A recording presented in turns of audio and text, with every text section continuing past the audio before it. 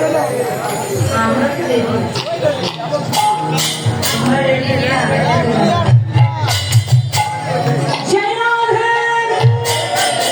এটা হাত তুলে সবাই সবাই করবেন জোরে জোরে। হ্যাঁ,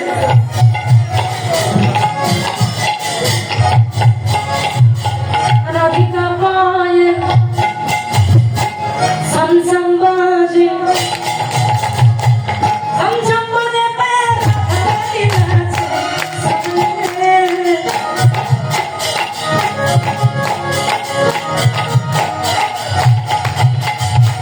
सामने सिरा धरा आकाशा दीवाना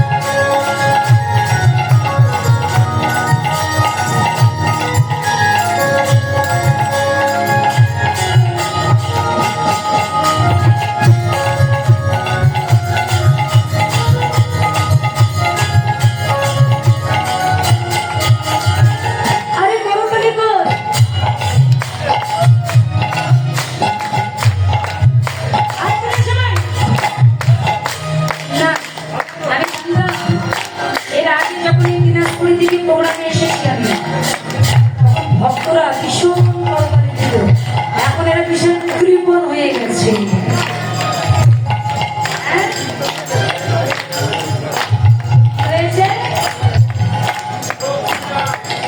আচ্ছা, এটাই ঠিক, একদম রাইট।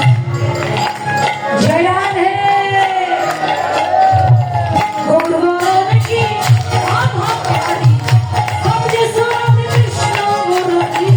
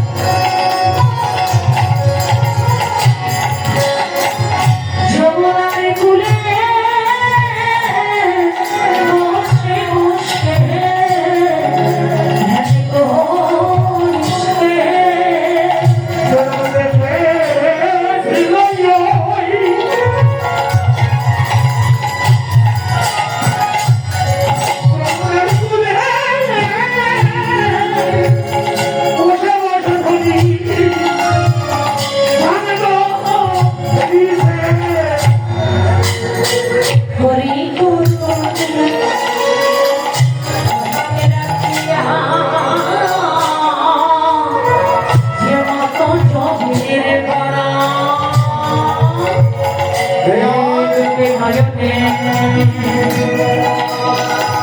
বহিছে সাগরে শ্রবণ মেঘের ধারা ধারা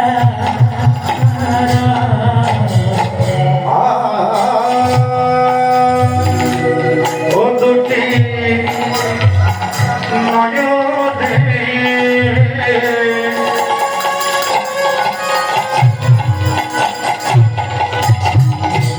বহিতে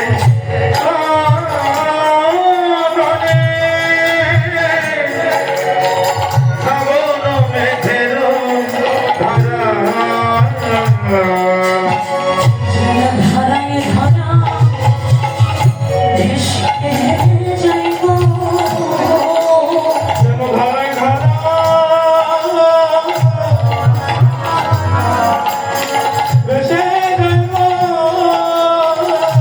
আহা জগৎকে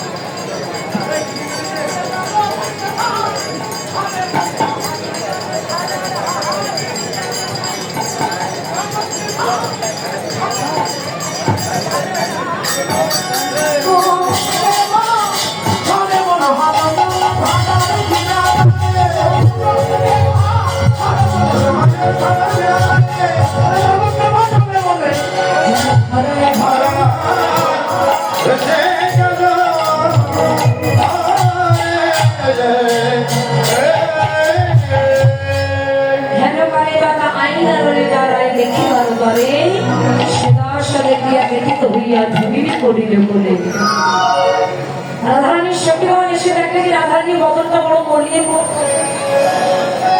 আরে মলিন মুখ দেখি এই মলিন মুখ দেখে সখীদের ভালো লাগছে না। সখীগণ জিজ্ঞাসা করছে কি হয়েছে, এত সুন্দর চাঁদ পবনটা কেন মলিন হয়েছে, তোর কি হয়েছে? তখন রাধারানী ললিতা বিশাখার কথা শ্রবণ করে বলছে, ওরে ললিতা আমি পেটে অবসান করি সৌভাগ্যবতী শ্রী যমুনার কিনারে আমি জল আনতে গিয়েছিলাম, আর সেই যমুনার কিনারে জল আনতে গিয়ে আমি একটা রূপের মানব অনুসরণ করলাম, অর্থাৎ যে রূপের এক কোন রূপায় ত্রিভুবন সর্বপ্রাণী করে আকর্ষণ, সেই পরমেশ্বর শ্রীকৃষ্ণের রূপের বর্ণনা আমি কিবা জানি কিবা বলবো তোদের কাছে। তবু তোদের শুনিবার আগ্রহ জানিয়া আমি তোদের কাছে কিঞ্চিত মাত্র প্রকাশ করিতেছি। তবে সংসকি মহাশিল্পীর সিদ্ধ সমবৃত্তি পর্যায় পত্রান্ত অনুশাখা নিখনি পাহাড়কে যদি কালি করা হয় আর সিন্ধুকে যদি কালি রাখিবা ধোয়াতে করা হয়, আর এই পৃথিবীটাকে যদি কাগজে করা হয়, আর এই পৃথিবীর বক্ষপটে যে সমস্ত বৃত্ত আছে সেই বৃত্তের শাখা প্রশাখা দিয়ে যদি কলম করা হয়, তবে আমার কবির দিয়ে একদিনের লীলালিকে শেষ করা যাবে না। বুঝতে পারছেন? বলছি একদিনের লীলালিকে শেষ করা যাবে না। আর আমি একই মতনে কতবার বলিব রূপ দেখেছে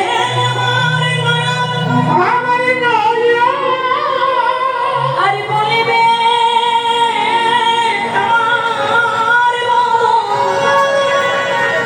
তাই সখিয়ে যে একের দেখায় অন্যের বলা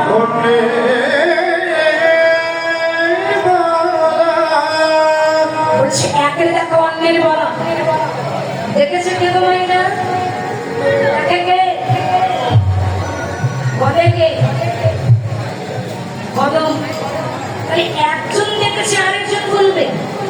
তার সঙ্গে বদন যদি দেখতে পারতো আর নয়ন যদি বলতে পারতো, তবে হয়তো আমি তোদের মনের আক্ষেপ মেটাতে পারতাম।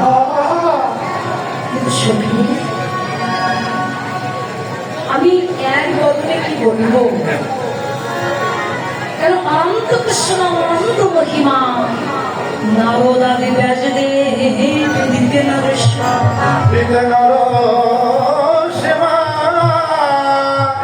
আচ্ছা শঙ্কর, বধুর কথা যখন বলবি একটু সহজ করে বলি, যেন বেশি কঠিন করে বলিস না, যেন আমার বুঝতে পারি।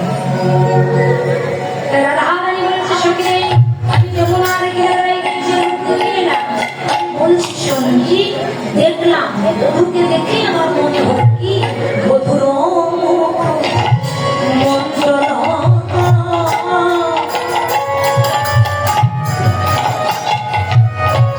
জিতে শারদ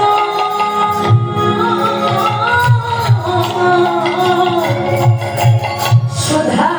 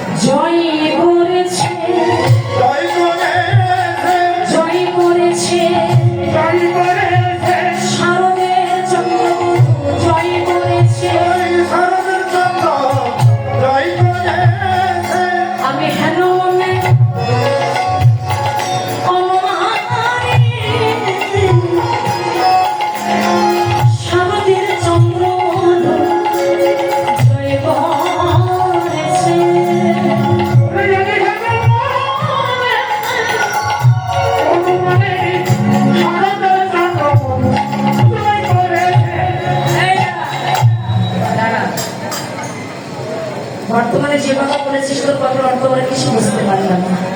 কি গো বাবারা, আপনারা বুঝতে পেরেছেন? হ্যাঁ, বলছে ও মুখ মঙ্গল জিতে সারদ সুধা করো। বলছে রাগ করিস না, শোন আমি বলছি। ও মুখ মন্ডল মানে ওই বদন, কার বদন? আমার প্রাণ বধুর বদন। আপনার সখীরে আমি যখন বেরিয়ে যাবো শানকালে সৌভাগ্যবতী শ্রী যমুনার কিনারে জলান্তে গেলাম, দেখলাম যমুনার কিনারে একটা পদ্মবৃক্ষ আছে, আর এই পদ্মবৃক্ষের তলদেশে এক মোহনিয়া পরে মোহন মুরলি হয়ে ভঙ্গ ভঙ্গিমা ঠামে দাঁড়িয়ে আছে।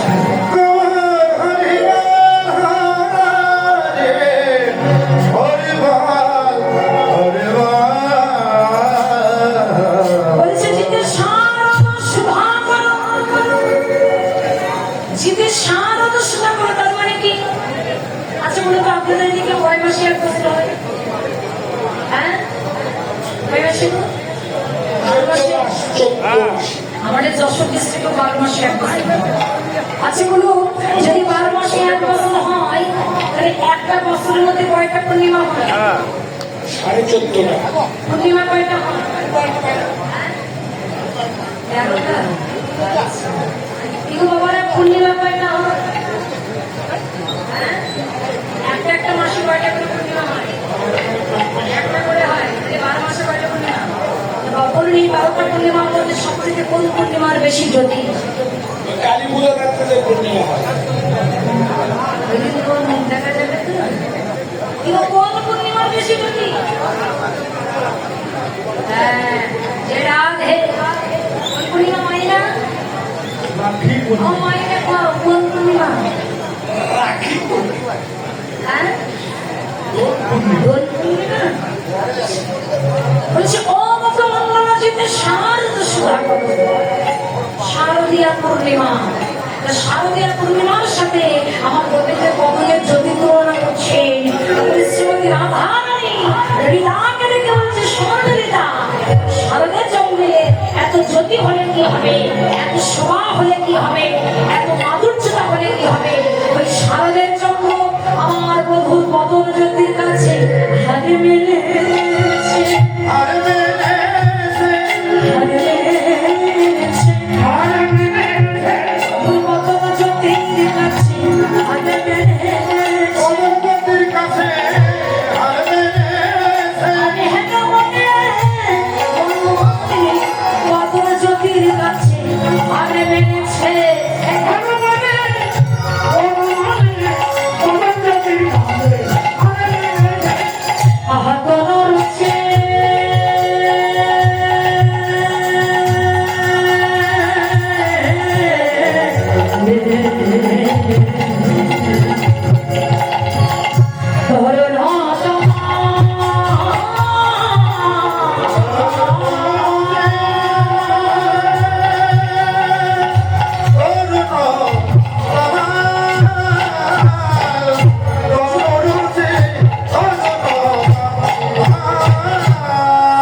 জমানিতে গিয়ে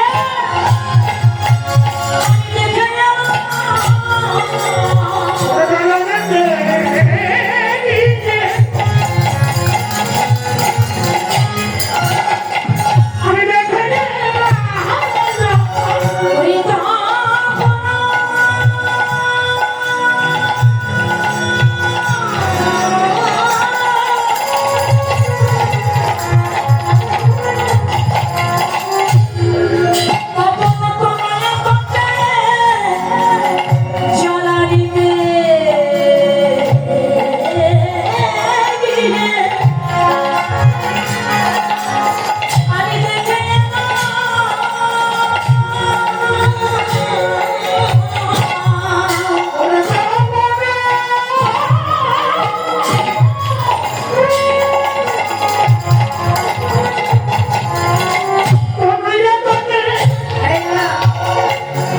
বলছে কখনো কমায়া বাটে, কখনো কমায়া, বলতো কখন কান্না, কিন্তু কখন কান্না, তখন আবার তালাই মশাই না। সূর্য তখন মানে সূর্য, আর কমায়া মানে কন্যা।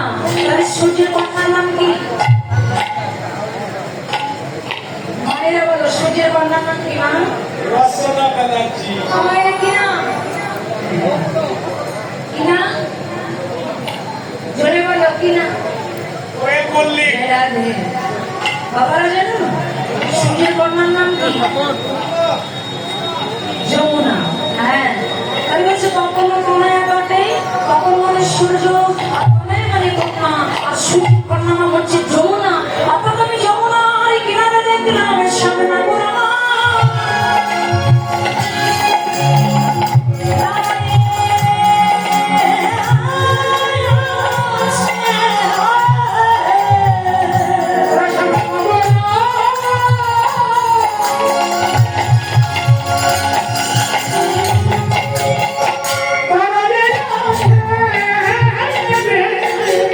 ওই যমুনার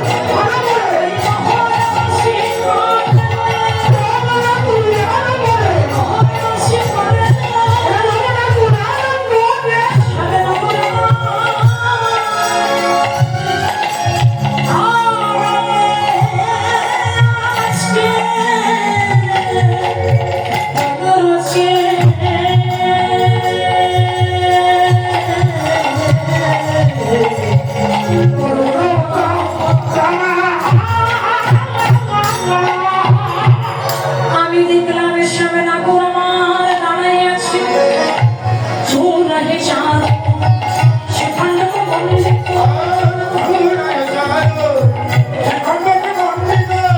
চোর রাহে চাঁদ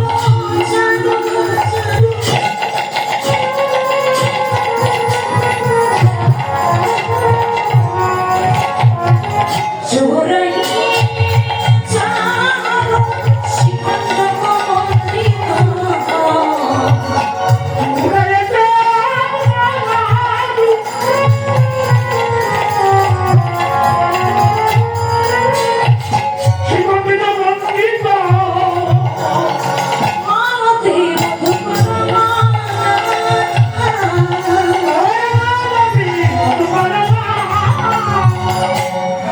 দেখলাম মাথায় আমার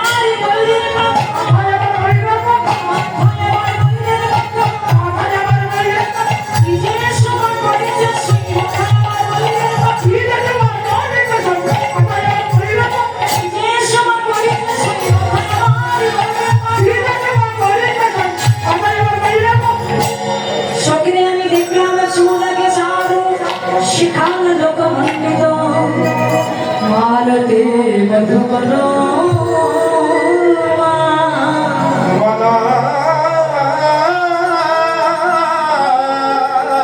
আমি দেখলাম আমার বধুর মাথায় একটা মৌরির পাখা আছে মালতীপুরের মালা গলায় পড়েছে মধুকর মা অর্থাৎ মধুকর মানে কি গো ভ্রমণ মধুকর হচ্ছে ভ্রমণ আরে ভ্রমণ সে গুনগুন করছে কোথায় না গোবিন্দের চুলগুলো কেমন কোকড়াতো আরে কোকড়ানো চুল যখন ললাট দেশে করেছে আরে ললাট দেশে যে ঘামের বিন্দু সেই ঘামের বিন্দুটা দেখে ওই মধুকর অর্থাৎ ভ্রমণ মনে করছে এটা যেন ঘামের বিন্দু নয় যেন মধু সেই মধু পান করবার হবে ভ্রমণ গুনগুন গুনগুন করছে সখীগণ জিজ্ঞাসা করে নিয়ে রাধে তোর মধু পাখাটা মাথায় দিল কেন রে বলে সে তো অনেক কথা হ্যাঁ এত দেশে পাখা থাকতে গোবিন্দ মৌরির পাখাটা মাথায় দিল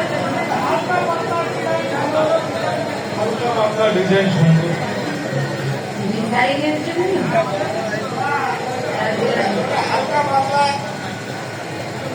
বলছি সখীগণ জিজ্ঞাসা করলেন যে রাধে এত দেশে পাখি আছে কিন্তু বধূ গেল ময়ূরের পাখাটা মাথায় দিল বলছে সখী এই কথাটা শ্রবণ করতে গেলে আমাদের গোলক বৃন্দাবনের কথাটা আস্বাদন করতে হবে গোলক বৃন্দাবনে একদিন গোবিন্দ শ্রীমতী রাধারানীকে বলেছিলেন রাধে আজ নিশ্চিতে আমি তোমার কুঞ্জ নিশি যাপন করবো তাই তুমি কৃপান করে কিশোর কুঞ্জ নির্মাণ করো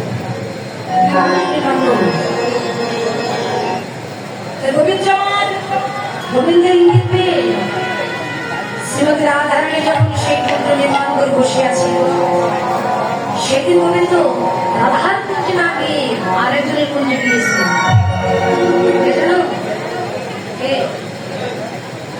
বিরজার কুঞ্জে গিয়েছিলেন গোবিন্দ আর যিনি বিরজার কুঞ্জে গিয়েছিলেন রাধারানী গোবিন্দের আসার অপেক্ষায় বসে আছেন কিন্তু গোবিন্দ আমার আসে না সখীগণ জিজ্ঞাসা করলেন রাধে কার অপেক্ষায় বসে আছিস তোর বধূ আর তোর কুঞ্জে আসবে না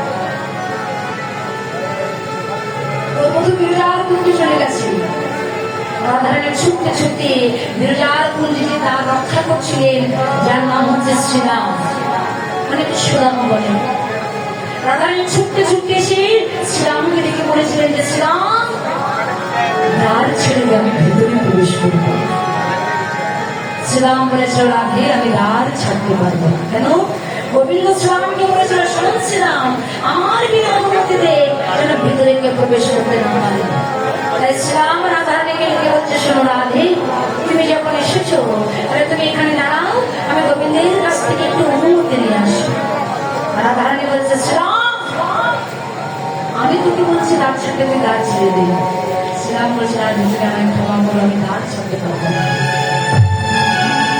শ্রীরাম আর রাধারানী যখন কথা বলছেন এই দুজনা কথা বলতে গিয়ে শ্রীরামের দ্বারায় বাধাপ্রাপ্ত হয়ে শ্রীমতী রাধারানী আমার মাটিতে লুটিয়ে পড়লেন আর যেই না মাটিতে লুটিয়ে পড়লেন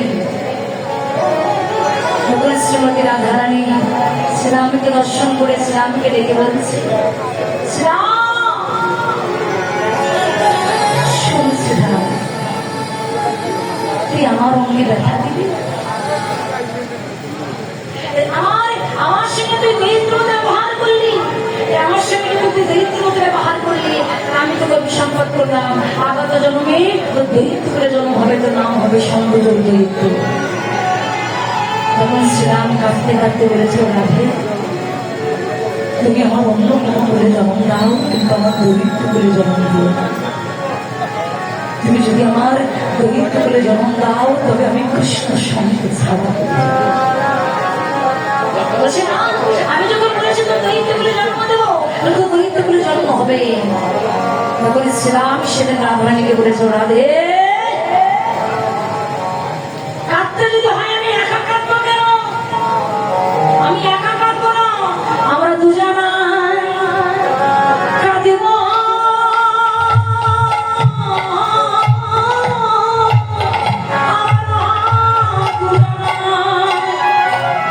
কাঁদবো আমরা দুজনাই কাঁদব। ওরে আমরা দুজনা কাঁদিব। কৃষ্ণ প্রাণ কৃষ্ণ বলে আমরা দুজনাই কাঁদব।